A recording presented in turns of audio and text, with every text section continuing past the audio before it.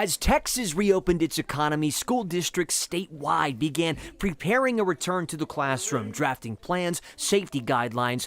But now as COVID-19 cases spike, Everything is changing day by day, sometimes hour by hour. it might be back to the drawing board, and teachers, just like parents, There are just lots of concerns about the logistics of implementation, what social distancing will look like. are getting anxious. They're not sure exactly what they're going to do, is the last I've heard. This is Rena Honey of Alliance American Federation of Teachers. She represents 6,000 instructors within DISD, like Andrew Kirk here, who teaches at Sunset High. And neither have an official idea as to how school will work in 45 days. Well, it's a huge detrimental effect on educators, not having clear guidance, clear directions. It's almost guaranteed that there will be blended learning, some in person and online, but no word if teachers will have to do one, the other, both, or what in-person teaching would look like. Will forgetting homework turn into I forgot my mask? What if someone in class tests positive for the virus? How would something like quarantine be implemented? Honey's biggest worry? Elementary schools and special needs classes,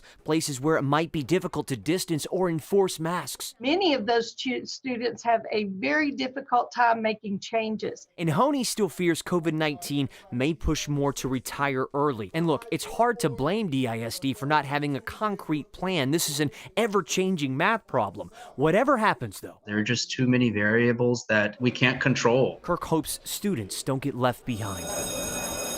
In Dallas, I'm Matt Howerton.